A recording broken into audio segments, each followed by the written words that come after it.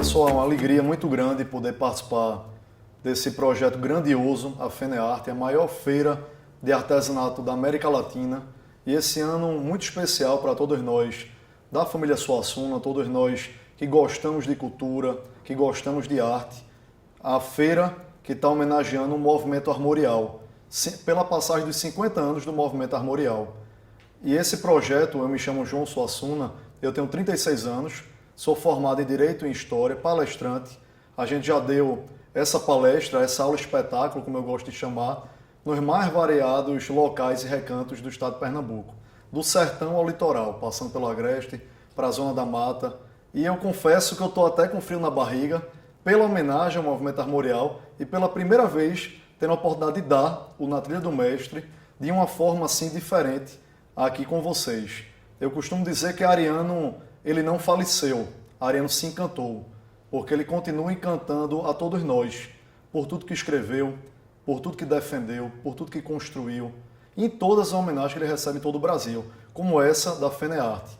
Como diz o tema, é festa no reino da arte. E a gente vai provar isso hoje, que Ariano continua nos encantando e Ariano vive. Vamos lá. Sou Ariano Suassuna e nasci em João Pessoa, na Paraíba, em 1927. Assisti ao primeiro cantador ainda menino, lá em Taperoá. Além dos improvisos, cantou um folheto, escrito por ele mesmo. Aquilo me causou grande impressão. Comecei a escrever aos 12 anos e nunca mais parei. Todo dia eu leio e escrevo, e não é por obrigação, é por paixão. Recebi uma influência forte no romance de Lima Barreto, Machado de Assis e dos escritores dos anos 30. O romance regionalista me tocou muito. Detesto o abastardamento do português pela língua inglesa. Hoje não se diz mais tempo, se diz time. Isso é ridículo. Lady Gaga tem muito sucesso hoje, mas será lembrada daqui a 5 séculos? Os sertões será. Arte para mim não é produto de mercado. Podem me chamar de romântico, mas arte para mim é missão, vocação e festa.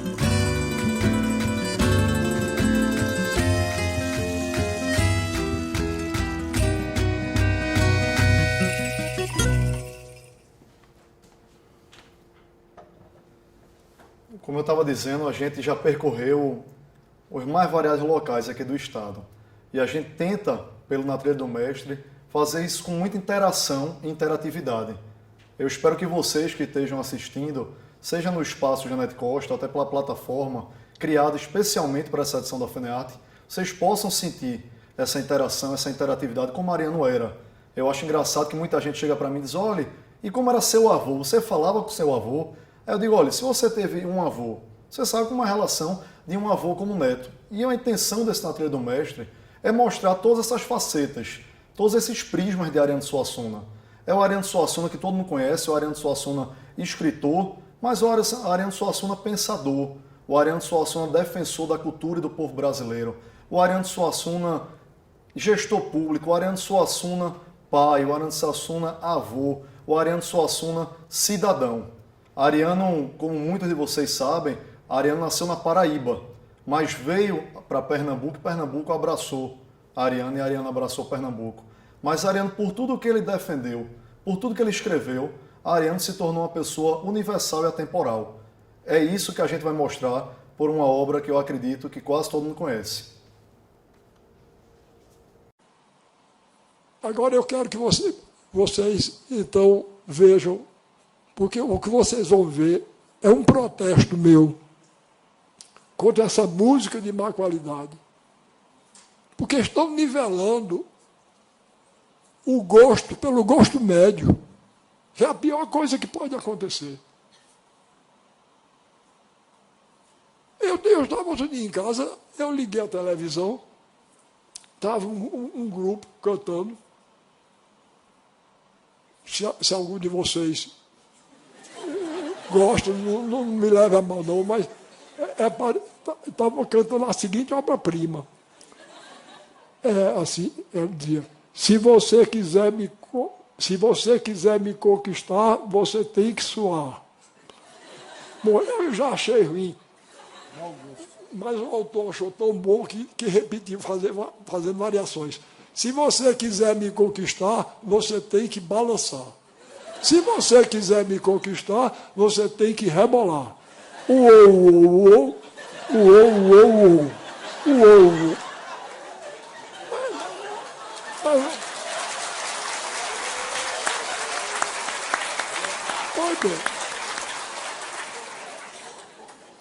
Pois bem, olha aqui, eu cheguei, eu vou dizer o nome do grupo, eu não devia nem dizer. Pois bem, a banda da qual eu estou falando chama-se Banda Calypso. Eu falava de uma obra e aí terminei me esquecendo, na verdade, que tinha esse vídeo da Banda Calypso antes. Mas faz parte, a gente está utilizando a tecnologia e se não ocorrer um problema de tecnologia com a Ariano Suassuna, não é nada representando o universo dele. Não sei se vocês sabem, mas meu avô tem uma implicância danada com tecnologia. Estou até contra-argumentando aqui o formato que a gente está utilizando. Eu lembro que Ariano escrevia à mão, depois passava para a máquina de escrever e da máquina de escrever entregava aquele rascunho daquele livro para uma pessoa que trabalhava com ele e aquela pessoa passava para o computador. E aí era um trabalho danado, né? Porque tinha que escrever à mão, passar para a máquina de escrever, da máquina de escrever para o computador. Eu cheguei para ele e disse, vô, é muito mais fácil você escrever diretamente no computador. Porque você corrige ali, salva, edita, não é feito um papel que você escreve, recorta, cola aqui. Toma um computador, aí presentei meu avô com um computador. Meu avô foi fazer um teste, pegou lá o computador, colocou o nome dele, um teste básico, Ariano Vilar Suassuna, o nome dele. Quando o computador não reconhece, o que é que acontece? Faz aquele tracejadozinho vermelho embaixo, você clica e ele diz a palavra que identifica. Aí Ariano clicou e apareceu, Ariano Vilão Assassino. Ele disse, nunca mais eu pego esse bicho, que esse bicho tem implicância comigo. Então, se a tecnologia der algum tipo de problema, pessoal, me perdoem, porque é uma forma de Ariano Suassuna estar aqui eternizado. Deixa eu mostrar para vocês. Essa era a obra a que eu me referia, uma das formas de mostrar que Ariano está eternizado, mas antes de falar especificamente do Auto da Compadecida, esse vídeo aqui que a gente escreveu, que a gente assistiu, ele faz uma referência à Banda Calypso. Esse é um vídeo de domínio público, está no YouTube, todo mundo já assistiu, tem mais de não sei quantas milhões de visualizações. Esse é um caso curioso, por isso eu quis trazer esse vídeo, que aconteceu comigo. Meu avô deu uma aula de espetáculo, certa vez no Teatro Santa Isabel, aqui em Recife, e aí começou a falar mal da Banda Calypso, que era a banda de sucesso do momento.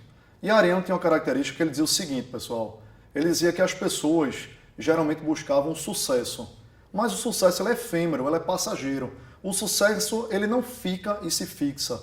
As pessoas deveriam buscar, sobretudo no campo da arte, o êxito, porque o êxito ele é duradouro, ele realmente perdura por anos, décadas, séculos e até milênios. E aí, Ariano começou a falar mal da Banda Calypso. O pessoal, para não chegar para Ariano Suassuna, o meu avô, o intelectual, o escritor conhecido, o pessoal chegava para quem? Para os familiares mais próximos, né? Filhos, netos, eu como neto mais velho. Pessoal, olha, não estou mais gostando do seu avô, não estou mais gostando de Ariano Suassuna, ele está falando mal da Banda Calypso, eu adoro a Banda Calypso. E aquilo começou a mexer comigo, comecei a ficar incomodado, eu disse, não, eu vou ter que falar com o meu avô. Cheguei na casa do meu avô, ainda lembro, uma quinta-feira, o vovô estava almoçando, eu disse, vô, estou precisando conversar com você. Ele disse, diga aí, meu filho. Eu disse, não, vô, vamos deixar para conversar depois do almoço. Aí ele disse, não, meu filho, fale agora, para que tanta preocupação, para que tanto dedo para falar uma coisa? Eu disse, não, vou esperar você terminar de almoçar, que é uma conversa mais séria que eu quero ter com você. O vovô terminou de almoçar, se encaminhou para o banheiro, escovou o dente, fiquei esperando ele. A gente foi andando no corredorzinho, fomos até o quarto de vovô. Quando chegou lá, disse, ó, vô, é o seguinte, você está metendo pau na Banda Calypso. Para de fazer isso, tem muita gente chegando para mim, dizendo que está deixando de gostar do senhor. Tem muita coisa pior do que a Banda Calypso. Quer que eu lhe mostre? Pelo amor de Deus. Se tem coisa pior do que aquilo, eu não quero nem ver. Eu disse, minha Nossa Senhora, não vai ter como fazer meu avô mudar de ideia. Mas a família Suassuna tem essa característica. Primeiro, as pessoas tiram uma brincadeira para depois explicar. Aí ele chegou para mim e disse, meu filho, vem cá. Eu vou tentar explicar para você. É o seguinte, eu estou dando aula de espetáculo, eu estou dando palestra de norte a sul do Brasil, de leste a oeste. A Banda Calypso é a banda de sucesso do momento. Eu sei que tem bandas piores do que a Banda Calypso. Eu estou utilizando isso como um exemplo, porque onde eu falar da Banda Calypso, as pessoas vão entender. O que é que eu estou querendo demonstrar com isso? Que existe uma diferença entre a imposição cultural e a incorporação cultural, que se dá naturalmente. Meu avô era contra, isso é importante dessa linha teórica, terminológica, que ele era contra a padronização. A padronização, sobretudo, através dos costumes, a partir da cultura. A primeira coisa, quando se quer uma dominação de um país, de uma potência em relação a outra, é através da cultura, é através da arte. Então ele dizia que a nossa cultura, a nossa arte é tão forte, tão bonita, tão rica, tão diversa, tão plural, que o que a gente tinha que ter era incorporações naturais, e não uma cópia do que se vem de fora. Por isso ele utilizava o exemplo da banda Calypso. Então, quando eu falava do sucesso do êxito, é exatamente nesse sentido. Ele disse, meu filho, daqui a 50, 100, 200 anos, todo mundo sabe uma obra fundamental para compreender a construção do povo nordestino e brasileiro como um todo, os sertões de Euclides da Cunha. Todo mundo vai continuar escutando Vila Lobos e gostando e curtindo. Era essa a defesa que eu vou fazer. Depois eu parei para refletir. Ariano se encantou em 2014. Como eu disse, Ariano não faleceu, ele se encantou porque ele continua encantando a todos nós. Eu recebo monografias, teses de doutorado, estudos de dentro e de fora do Brasil, as pessoas lendo Ariano. Ariano, ele próprio, conseguiu provar a diferença do sucesso e do êxito. A banda Calypso foi uma banda que fez um sucesso em determinado momento? Fez, mas nem existe mais, por exemplo, a banda Calypso. É essa afirmação, por intermédio desse vídeo, dessa história engraçada entre mim e meu avô, que eu estou querendo demonstrar a importância disso, da gente compreender nossa cultura e valorizar o que é nosso. Porque não existe arte velha ou arte nova. Existe arte quando é boa e arte quando é ruim. Porque a arte, quando é boa, ela não envelhece. Por isso, vamos agora tratar dessa obra aqui, o Alta Compadecida. Vai, minha bichinha, como pra ficar forte, vai. Desculpe perguntar, mas a senhora fala com cachorro, é? Falo sim, por quê? Quer falar comigo? E ela escuta? Escutar, ela escuta, mas não me dá ouvido. Desde hoje que eu digo que vai essa danada comer, ela nada. Se ela não quiser, eu quero. Tá com fastidio que só vendo, a pobrezinha não comeu quase nada hoje. Então tá melhor que nós, que não comemos nem o quase. E manhã cedo tomou só um cuscuzinho com leite. Ai, cuscuzinho com leite. Um tantinho assim de macaxeira. Tantinho assim de uma caixeira. E um tiquinho de galinha guisada. Ai, uma galinha de usado. Quando foi de 10 horas, comeu uma tigelinha de papa. Tigelinha de papa. Coisa pouca, mas só porque eu adulei muito.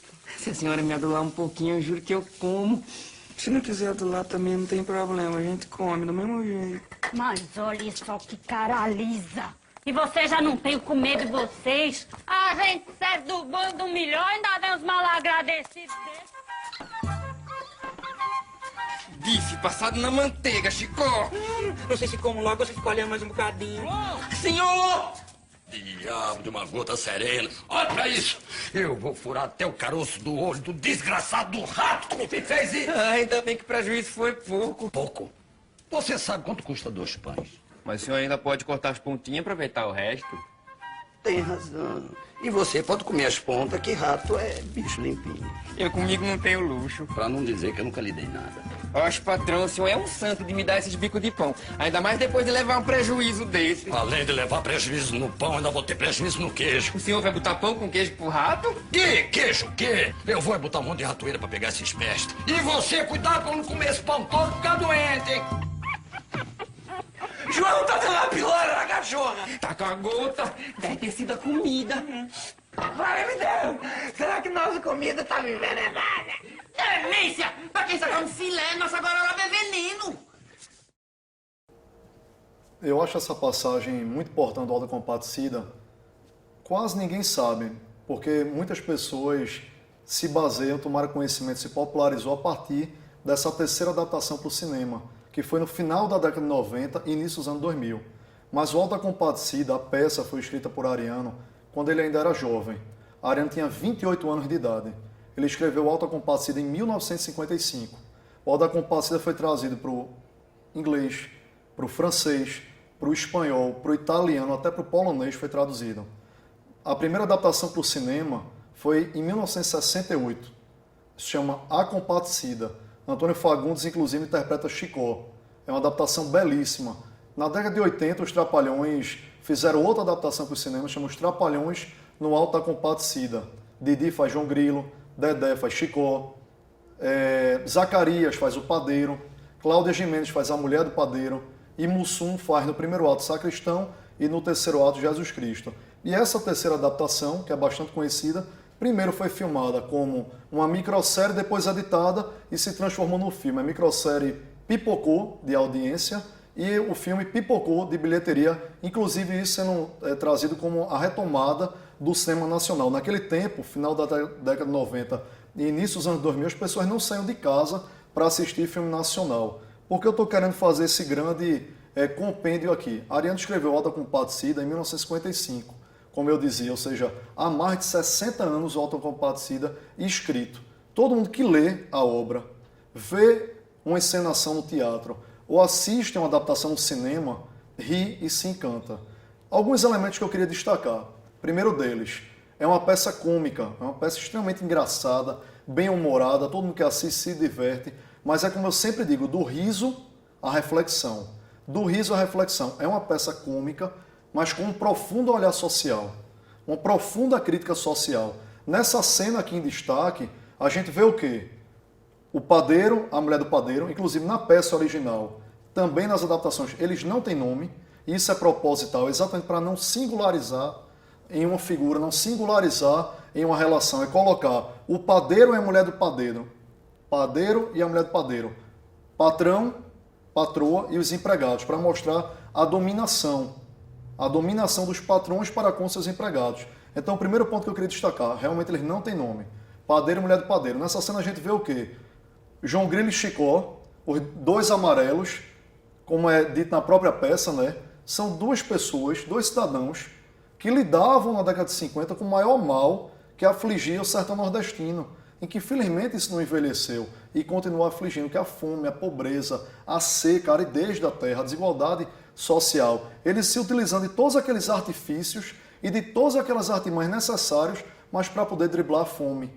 E aí, eles tentando pegar a comida do cachorro, que é melhor alimentado do que eles próprios, que são funcionários daquela padaria. A cena subsequente todo mundo lembra.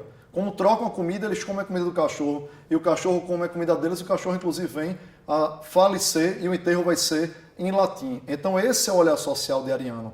Uma peça dividida em 3 atos, mostrando pela comicidade a importância da sensibilidade social, do olhar para as diferenças, a desigualdade social. A cena seguinte também é do Auto da Compadecida, e a gente vai trabalhar outro conceito. Ah, você pensa que eu me entreguei? Pode ser que eu vá, mas não é assim não. Eu vou apelar. Pra quem, João? Você mesmo ouviu Nosso Senhor dizer que a situação está difícil. Espere. Com quem você vai se pegar, João? Eu vou pedir pra alguém que está mais perto de nós. Por gente que é gente mesmo. É algum santo? O senhor não repare não, mas de besta só tem a cara. Meu trunfo é maior que qualquer santo. Quem é? Valha-me Nossa Senhora, Mãe de Deus de Nazaré, a vaca mansa dá leite, a braba dá quando quer, a mansa dá sossegada, a braba levanta o pé. Já fui barco, fui navio, agora sou escalé. Já fui menino, fui homem, só me falta ser mulher. Valha-me Nossa Senhora, Mãe de Deus de Nazaré.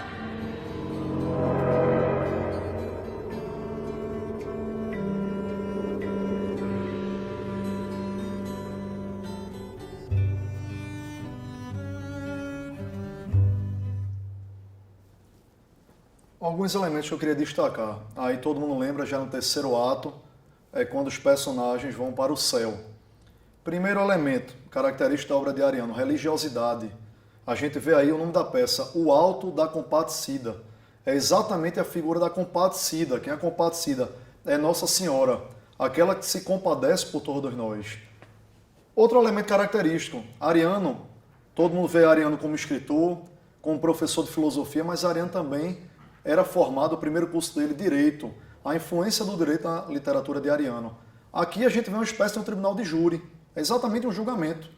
A gente tem quem? O acusador, o diabo. A gente tem como julgador, o juiz, a figura de Jesus Cristo. E a figura da defesa, exatamente Nossa Senhora, que ela se compadece por todos nós. E os personagens, João Grilo, a gente tem o próprio cangaceiro Severino de Aracaju, o padre, o bispo, nesse julgamento, sendo julgados. Outro elemento fundamental, que merece destaque, a figura de um Jesus Cristo negro. Ariano colocou um Jesus Cristo negro na sua peça, como eu disse, escrita em 1955. Vocês imaginem como foi a repercussão na sociedade brasileira, sobretudo na característica de uma sociedade nordestina de se colocar um Jesus Cristo negro. Uma sociedade patriarcal, machista, racista, preconceituosa. Se aquilo não foi entendido na década de 50, e se hoje a gente assiste ou lê a peça e acha alguma coisa estranha no tom da pele de Jesus Cristo, é porque alguma coisa errada ainda tem. Na gente como sociedade, na gente como cidadão. Então, essa cena muito curta, mas muito bonita, muito simbólica, com uma grande carga emocional, foi escolhida nesse sentido. Para que a gente possa rir ao assistir o Auto da Compadecida, que a gente possa rir ao ler a peça escrita, mas que a gente possa também refletir em cada cena, em cada momento do que está ali colocado. Isso foi tudo muito bem pensado, muito bem articulado por Ariano, com uma grande influência, inclusive, da literatura de cordel. Agora a gente vai para o próximo vídeo. Mas outro dia, foi da minha casa me converter um jovem. Eu não me lembro se era punk ou funk, ele. Ou era punk ou era funk. Um desses dois. Aí ele foi da minha casa me convencer. Ele disse, não, você fica falando mal do rock, mas olha, você precisa se ligar, rapaz. Isso já está ultrapassado. Agora nós estamos no funk, no funk, no punk. Aí resolveu cantar para mim, para me converter. Vejam que beleza. Luta é forte, bom. Luta é forte, bom. Luta é forte, bom. Luta é forte, bom. Eu estou aqui no ambiente universitário, todos vocês sabem que existem dois físicos, acho que alemães todos dois, um chamado Bohr e o outro chamado Rutherford, né? Vejam que beleza. Um cavalo morto é um animal sem vida. Um cavalo morto é um animal sem vida. Um cavalo morto é um animal sem vida. Um cavalo morto é um animal sem vida. Rutherford, Bohr. Rutherford, Bohr. Rutherford, Bohr. Rutherford, Bohr. Em redor do buraco tudo é beira. Em redor do buraco tudo é beira. Em redor do buraco tudo é beira. Em redor do buraco tudo é beira. Em redor do buraco tudo é beira. Rutherford, Bohr. Olha tempo, Bohr. Eu gosto desses vídeos do meu avô, esses vídeos que ficaram eternizados, inclusive no YouTube, né? Porque muita gente chega pra mim e diz assim, eu adoro as piadas do seu avô. A primeira coisa é que não são piadas. Aí alguns dizem assim, eu adoro os causos do seu avô. Também não são causos. São histórias, e a gente pode ver essas histórias, só parte delas, elas separadas, e fora de um contexto, e parecer que só são histórias desencontradas, história por história, só pra fazer graça, não. Todas elas têm um fio condutor. E é exatamente isso que a gente está tentando demonstrar aqui no Trilha do Mestre. Todas as histórias, elas têm, por esse elemento do riso, da comicidade, do bom humor, mas tentando trazer o quê? A defesa da cultura do povo brasileiro. Essa história também tem um caráter pessoal, por isso que é bem peculiar. Eu gosto de trazer histórias que eu participei, direto ou indiretamente, que eu me identifico. Isso foi um aniversário meu, na minha casa. Chegou um primo meu, estava fazendo aula de violão e de guitarra, e chegou pro meu avô e disse assim, tio Ariano, esse negócio de movimento armorial não tá com nada. O negócio é punk, é funk, é punk, é funk, como o Ariano gostava de dizer, punk, funk, é rock. E aí fez essa grande composição, para não dizer o contrário. Um cavalo morto é um animal sem vida, em redor do buraco tudo é beira. E tudo vai entrando nessa mesma essência do que a gente está tentando demonstrar aqui. É engraçado? É, mas uma letra dessa não tem nenhum tipo de consistência, de solidificação. Poderia até vir, caso tivesse sido gravado, é fazer algum tipo de sucesso, mas não é nunca atingir o êxito. Por isso que é muito apropriado esse momento que a gente está vivendo da FENEARTE. A gente olhar para as nossas raízes, a identidade do nosso povo. Meu avô costumava dizer que a cultura é a sede da alma e da honra de uma nação. A cultura é a sede da alma e da honra de uma nação. O movimento armorial está completando 50 anos, minha gente. Eu trouxe aqui um livro. Eu trouxe 3 livros para apresentar para vocês. O primeiro eu já mostrei, o Alta Compadecida. Esse aqui, A Pedra do Reino, Romance A Pedra do Reino. E eu escolhi para tratar aqui exatamente seguindo a linha cronológica. O Alta Compadecida, escrito em 1955. Como eu disse, Ariano, com 28 anos de idade. Ariano nasceu dia 16 de junho de 1927. A Pedra do Reino, os alunos do meu avô ensinou várias cadeiras lá na Universidade Federal de Pernambuco. Ariano, antes de tudo, era professor também. Gostavam de brincar com ele chamando Paralelepípedo do Reino, porque realmente o Romance A Pedra do Reino é um livro extremamente denso, complexo, mas um livro fundamental. Eu certa vez vi Jô Soares dizendo que era o maior livro, o maior e melhor livro escrito em língua portuguesa no século XX. Isso não é uma afirmação pequena, muito longe disso, ainda mais vindo de um grande intelectual como Jô Soares, escritor também. Porque esse romance, além de ser importantíssimo no caráter pessoal para Ariano e profissional, tem uma importância nesse tema que a gente está tratando aqui da FENEARTE. Porque Ariano, junto com um conjunto de intelectuais, de artistas, lançou o movimento armorial em 1970. E no campo da literatura, esse livro representa a abertura do movimento armorial. Eu costumo dizer o seguinte, não precisa de muita teorização sobre o movimento armorial. Falar do movimento armorial é falar de Brasil. É falar do Brasil verdadeiro e profundo que a gente tanto busca e luta para alcançar.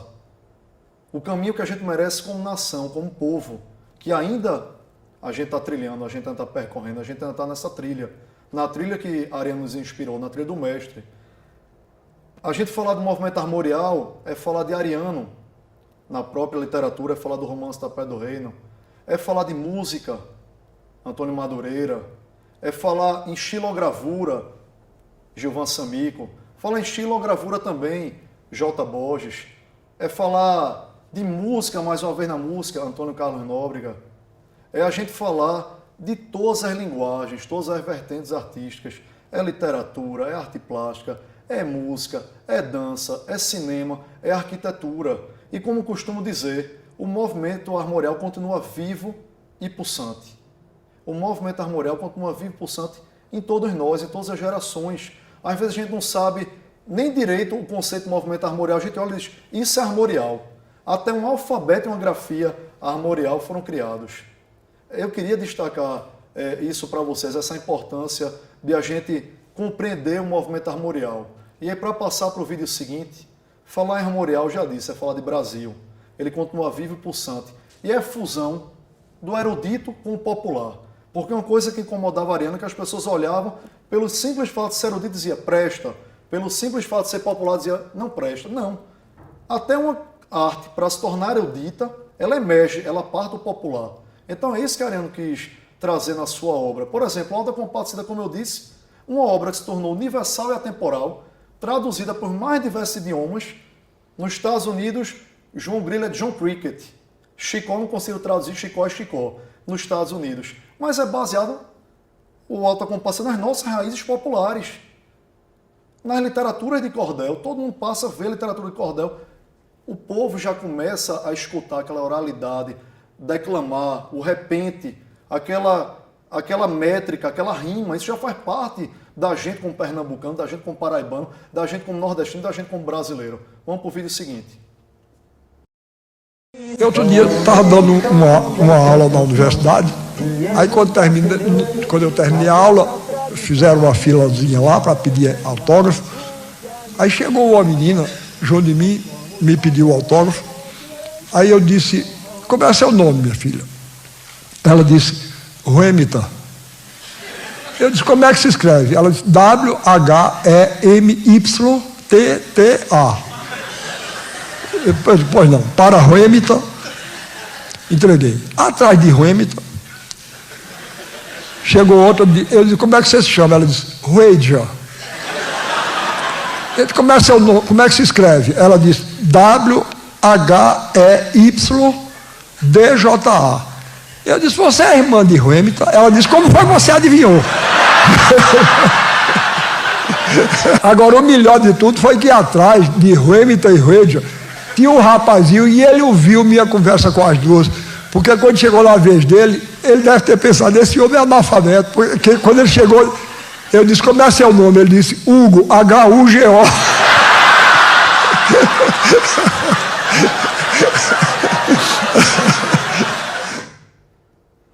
Esse vídeo é um vídeo muito curto também, engraçado. Por que eu escolhi esse vídeo? Alguns poucos críticos, meu avô dizia que dividiam o mandado em quem concordava com ele e os equivocados. Ainda bem que os equivocados representavam e cada vez mais estão representando um grupo, uma classe muito minoritária. Os poucos críticos que eu conheci ou li da obra e da pessoa do meu avô diziam que Ariano tinha aversão ao estrangeiro, tinha uma espécie de xenofobia. Isso é completamente equivocado. Meu avô, inclusive, nos livros dele, quem lê e compreende a literatura de Ariano, vê que ele tem lá a nota do autor. Ariano tem a humildade em todos os livros de escrever e mostrar a influência que ele teve ali, ou em quem ele se baseou. Ele teve uma grande influência da literatura russa, de Dostoiévski, de Tolstói. Tolstói tem uma frase que é assim, mais ou menos assim, não literalmente. Se queres ser universal, começa por pintar a tua aldeia. Ou seja, pinte bem a sua aldeia e você pintará o mundo. A aldeia que Ariano pintava era Taperoá. Muita gente não sabe, mas Taperoá não é uma cidade fictícia. É a cidade que Ariano nasceu e morou na Paraíba, antes de ir para Recife, e ainda manteve esse vínculo lá com a Taperoá e com a Paraíba. Então, Ariano tinha influência da literatura russa, Ariano teve uma influência fundamental da literatura inglesa, do próprio Shakespeare, Ariano teve uma influência fundamental da literatura ibérica.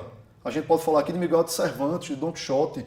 Uma vez tem um jornalista que disse, Ariano é um quixotesco. Aí meu avô chegou para mim e disse, esse rapaz não sabe nem me criticar. Isso é o maior elogio que eu podia ter tido. Me chamar de Don Quixote. Ariano era um realista esperançoso, era um homem que dizia que era o sonho que colocava ele para frente. Então essa história de Ruedia, de Ruemita, de Hugo, de H.U.G.O. é para mostrar isso. Ariano tinha uma crítica, como eu disse, à massificação cultural, à imposição. Isso vem, inclusive, das expressões estrangeiras na nossa língua. É uma forma de imposição, de tentativa de dominação. Quando a gente perde a nossa própria língua, eu costumo dizer que o nosso primeiro bem cultural, o primeiro bem cultural que a gente tem é exatamente a língua portuguesa. É o bem que nos une em todo o Brasil. A gente é um país de dimensão continental. Mas a gente pode ir para qualquer lugar do Brasil e todo mundo vai se compreender, vai se entender com uma língua linda, bela, fonética, rica, como a língua portuguesa. Então esse vídeo, pessoal, é para demonstrar isso. Vamos valorizar o que é nosso. Às vezes você chega num país fora do Brasil, as pessoas entendem a língua estrangeira, mas fácil que não estão entendendo, para antes valorizarem a sua língua pátria. É isso que a gente tem que fazer aqui no Brasil também. Essas são esculturas que eu estou colocando lá, me valendo desse grande escultor que se chama Arnaldo Barbosa. Bom, eu vou então dar umas palavrinhas sobre Arnaldo, para vocês verem que às vezes como é importante uma oportunidade na vida de uma pessoa. Esse vídeo vocês encontram ele na íntegra. Enquanto eu estou falando aqui, o pessoal vai passando as imagens. Esse vídeo, como é importante uma oportunidade na vida de uma pessoa. Ele tem uma simbologia muito grande, já que a gente está falando do movimento armorial, mas também tem uma questão muito pessoal com a nossa família.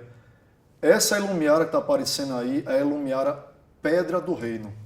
Não é por acaso o nome. Fica em São José do Belmonte. Lá aconteceu um episódio sebastianista, não sei se vocês sabem, e existia um rei chamado Dom Sebastião. Esse rei português, ele participou de uma batalha no norte da África, a Batalha de Alcácer Quibir, e lá ele foi assassinado. Mas o corpo nunca foi encontrado. Então começou uma crença no norte da África, em Portugal, e foi espalhando para o Brasil, que Dom Sebastião, na verdade, ele não tinha morrido. Ele tinha se encantado. Ia aparecer para instituir um reino de paz, de justiça, de liberdade. Tudo que a gente busca como ser humano, independente do tempo independente do espaço. E Ariano criou um conceito chamado Ilumiara. Ariano tinha uma característica muito peculiar, que ele criava termos e conceitos, neologismos, e dava aquela interpretação. Quando ele foi gestor de cultura, na década de 90, ele foi secretário de cultura em 3 oportunidades. Ele criou esse conceito de Ilumiara, espaços físicos, inicialmente o conceito, depois ele ampliou para espaços físicos e manifestação da cultura popular. E Ariano, como gestor público, ao invés de fazer o que alguns fizeram, de criar em ambientes que não tinham nada a ver com aquilo ali e de se tornar elefantes brancos, ele pegava locais onde já existia manifestação da cultura e aí o poder público dava aquele empurrão. Se vocês forem, por exemplo, na cidade de Tabajara, Olinda, perto de Recife, área limítrofe, cidade de Tabajara tem uma Ilumiara Zumbi, homenagem a Zumbi dos Palmares. Essa Ilumiara aqui do vídeo é a Ilumiara, como eu dizia, Pedra do Reino, lá em São José do Belmonte, onde aconteceu esse movimento sebastianista.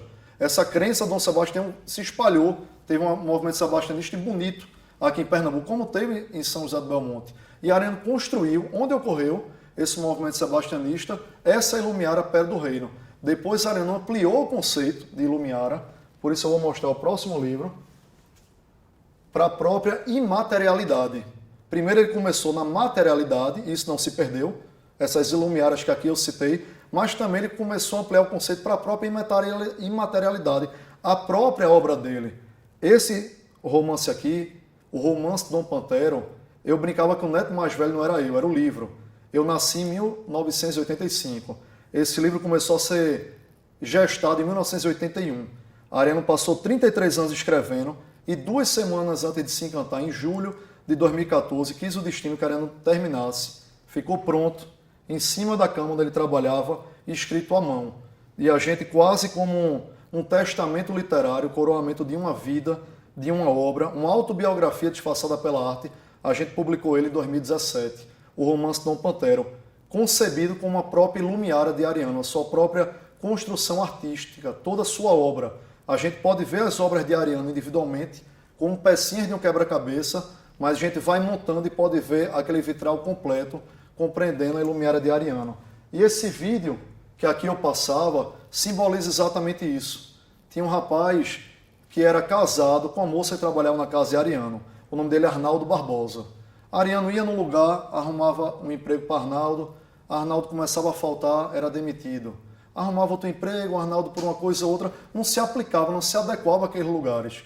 Ariano começou a ficar num conflito, meu Deus, o que é que eu vou fazer? Eu tenho 2 opções, continuar arrumando emprego para Arnaldo, mas eu estou me constrangendo porque você arrumar um emprego para o outro é quase que avalizar seu nome, Arnaldo não estava se adequando. Ou eu posso dar uma espécie de mesada, mas o ócio não ia fazer bem a Arnaldo. Ia receber um dinheiro, mas o ócio não ia ser produtivo nesse caso. E aí aconteceu um caso que foi determinante na vida de Arnaldo, na vida de Ariano e até na própria construção cultural, artística dos dois, pela parceria que foi criada. Naquele tempo as pessoas faziam aquelas feiras, aquelas notas grandes, chamava feira de mês, e aí meu avô pegou uma nota de feira para checar lá as compras da minha avó, quando olhou atrás tinha uns desenhos. Aí ele disse, quem foi que fez esse desenho? Perguntou na casa, disseram, foi Arnaldo. Ele disse, chama Arnaldo aqui que eu quero conversar com ele. 2, 3, 4 dias depois, Arnaldo chegou se tremendo todinho, como diz o Matuto, se tremendo igual a vara verde. Disse, Arnaldo, foi você quem fez esse desenho aqui? Não, fui eu não, seu Ariano. Arnaldo, foi você quem fez esse desenho aqui? Não, fui eu não, seu Ariano. Não, Arnaldo, porque eu gostei muito, fui eu, seu Ariano, fui eu que fiz esse desenho. Ele disse, Arnaldo, vem cá, você tem talento, você só está precisando de um caminho, porque esse talento para o desenho, por exemplo, eu não sei desenhar nada, se me colocar para desenhar uma casinha, uma árvore, uma nuvem em cima, eu faço mal. Esse talento de Arnaldo, os traços, já eram de nascença, mas ele precisava de um caminho. Ariano colocou ele como um aluno ouvinte da Universidade Federal de Pernambuco. Arnaldo começou a entrar nesse espírito, compreender, e o talento já estava ali, guardado dentro com ele. Arnaldo se tornou um escultor de mão cheia. Esses totens que aparecem no vídeo, essas construções que circunvizinham as 2 pedras do reino, que aí é uma construção divina, obra de Deus, foram feitas, por exemplo, por Arnaldo Barbosa. Lumiara Zumbi, que eu citei aqui, na cidade de Tabajara. Aquelas pedras também feitas por Arnaldo Barbosa. A própria Lumiara Coroada, que a Casa de Ariano tem esculturas de Arnaldo. Arnaldo nunca mais precisou de um emprego na vida, porque Arnaldo, como o Ariano disse, a importância de uma oportunidade na vida de uma pessoa. Arnaldo se descobriu. Arnaldo era artista. Arnaldo não se adequava a um emprego padronizado, envelopado numa caixinha, porque Arnaldo era artista. Nunca mais precisou de emprego na vida, porque se descobriu o seu propósito de vida aqui na Terra. Como é importante a oportunidade na vida da pessoa. Você descobrir, como dizia Ariano, o que coloca você para frente, o que lhe impulsiona, a figura do sonho. A sorte e a obra de Deus fez com que os dois se encontrassem, e isso mudou o destino de Ariano e de Arnaldo. Vamos para o vídeo de sequência. E a Disneylândia? Ah, meu amigo, aquilo é um desgosto. Meu amigo, aquilo é um desgosto na minha vida. Por quê? Como é que... Olha, eu fui jantar na casa de um amigo rico. Eu janto 7 horas no máximo. E me esqueci que em casa de rico só se come de noite, né? Aí eu cheguei lá e não vinha a comida. Aí fiz tanta falta de educação, porque passava um salgadinho, eu não tirava assim não, eu apoiava de punhal. Aí de repente o dono da casa disse: Ariano, você sabe que salgadinho é esse que você está comendo com tanto gosto? Eu estava comendo com fome, com falta de educação, né? Eu não estava comendo com gosto não. Bom, aí quando chegou a hora do jantar, finalmente, aí de repente a mulher dele, veja como ela já fez a pergunta para mim. Ela fez a pergunta para mim assim: você naturalmente já foi à Disney, né? Eu disse: já foi aonde? Ela disse: a Disney. Aí foi que eu entendi, ela tinha tanta intimidade que já chama a Disney. Aí eu disse: não, eu nunca fui à Disney não. Ela disse: foi aos Estados Unidos e não foi à Disney? Eu disse: não, eu nunca fui aos Estados Unidos não, nunca saí do Brasil. Ela me olhou com a cara de grande decepção. Aí, daqui a pouco o marido dela falou num camarada lá, ela disse: ele já foi à Disney, né? O marido disse: foi. Aí eu, por dentro de mim, eu disse: bom, essa mulher divide a humanidade em 2 categorias. Quem foi à Disney e quem não foi. E eu tô desgraçado que eu não fui. Minha hostilidade à Disney começou por aí. Esse vai no complemento dos demais, essa é uma história muito emblemática. Isso foi a comemoração dos 80 anos de Ariano. Tiveram homenagens de todo o Brasil e uma delas foi essa entrevista que viralizou, como diz o termo hoje em dia, da internet, com o Jô Soares, exatamente nesse sentido. A gente vê alguns jovens frustrados porque não tem determinada roupa, não tem determinado sapato ou não foram para determinado local. Esse caso é uma mulher fútil, como dizia Ariano, que dividiu a humanidade em quem foi à Disney ou quem não foi à Disney. Eu já fui à Disney quando eu tinha 15 anos e eu disse a Ariano não ficou muito satisfeito, mas eu fui com um grupo de amigos numa viagem, tendo a compreensão daquilo. Mas uma pessoa ela não é melhor ou é pior pelo fato de ter ido ou não ter ido à Disney. É isso que a gente sempre dizia. A Ariano dizia: antes da gente olhar para fora, valorizar o que está fora, a gente tem que valorizar o que é nosso, o que está aqui dentro. E a gente é o país mais rico culturalmente do Brasil. Vamos agora para os 2 últimos vídeos em sequência. Você acredita em Deus? Acredito. Como é isso? Eu não conseguiria conviver com essa visão amarga, dura, atormentada e sangrenta do mundo. Então, ou existe Deus, ou então a vida não tem sentido nenhum. Bastaria a morte tirar qualquer sentido da existência, não é? A gente vir para cá, olha, o grande poeta popular, Leandro Gomes de Março, meu conterrâneo, na Paraíba, ele escreveu 3 estrofes, compôs 3 estrofes, 3 cestilhas, que eu acho que resume o problema filosófico mais grave da humanidade. Resolve não, formula, pelo menos. Camus, o grande escritor argelino, francês, ele tem um livro que ele começa dizendo: o único problema filosófico realmente sério é o do suicídio. Entendeu? Porque o suicídio é uma coisa muito grave.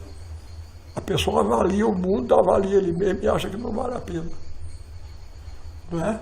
E então pede o bilhete de passagem, devolve o bilhete de passagem e volta. Mas, apesar de uma frase ser muito bonita, Camus, a meu ver, estava errado. O problema filosófico realmente não é o do suicídio. O suicídio é apenas um aspecto do problema mais grave, que é o problema do mal e do sofrimento humano.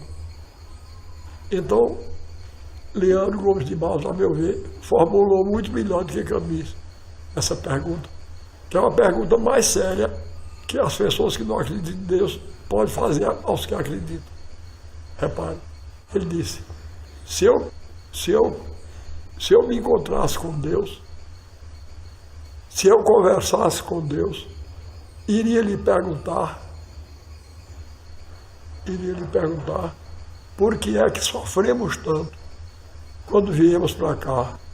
Que dívida é essa que o homem tem que morrer para pagar?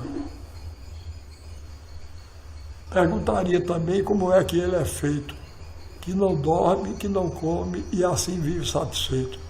Por que foi que ele não fez a gente do mesmo jeito?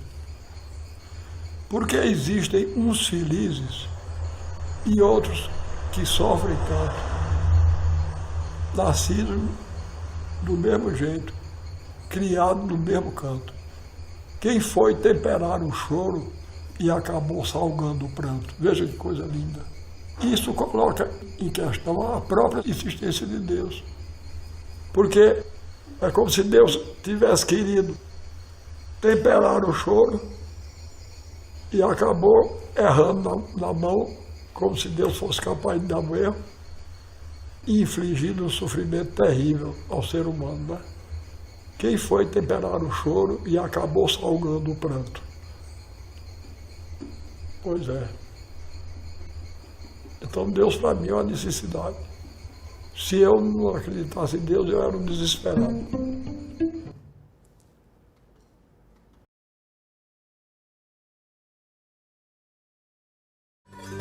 A vida passa, o sangue é doido instante, e eu erro só no campo malandante, pela estrada sem pó desta campanha. Ariano Suassuna passou seus 87 anos de vida tecendo a história dos brasileiros por meio de cada personagem que criou, de cada cena que inventou, de cada poema que escreveu. Ou a profundidade com que seu olhar sempre conseguiu captar o espírito do homem do sertão e da cidade. E mais que tudo, o seu comprometimento para entender o país. Ou, como ele mesmo dizia, a futura edificação de nossa pátria como nação, para que o Brasil oficial se tornasse expressão do Brasil real. Inúmeros obituários serão escritos sobre sua obra, e talvez menos sobre sua pessoa. Aquele homem que acumulou em suas costas as maiores tragédias pessoais e ainda assim nunca perdeu a alegria de viver. Ariano era um militante do Brasil. Mais do que isso, precisamos admitir, foi um dos maiores e melhores militantes desse país. Um sonhador. Acreditava que seria possível unir o erudito e o popular. E cristalizou seu pensamento no movimento armorial, que criou uma cosmovisão do Brasil mais atual do que nunca. Ariano virou o personagem de si mesmo. Um homem que tinha voz rouca, fraca e baixa, como ele mesmo dizia, costumava rir de si nas centenas de aulas públicas que deu em todo o país. E era rindo de si mesmo que tirava os primeiros risos da plateia, de uma série que viria em seguida. Nunca houve um brasileiro como Ariano Suassuna, um pernambucano como Ariano Suassuna, um paraibano como Ariano Suassuna. Nunca houve alguém com a sua vitalidade para falar do Brasil, para explicar o Brasil, para entender o nosso país e o nosso povo. E afora tudo isso, sempre teremos Ariano Suassuna. Ficam os filhos a quem deu voz, uma voz forte e inesquecível de Brasil. Fica Chicó, João Grilo, fica um Cheiroso e Cheirosa, fica Euricão, o Alto da Compadecida, a Farsa da Boa Preguiça, a Mulher Vestida de Sol. E fica o seu exemplo maior de vida, um homem de postura política, tendo a arte como missão.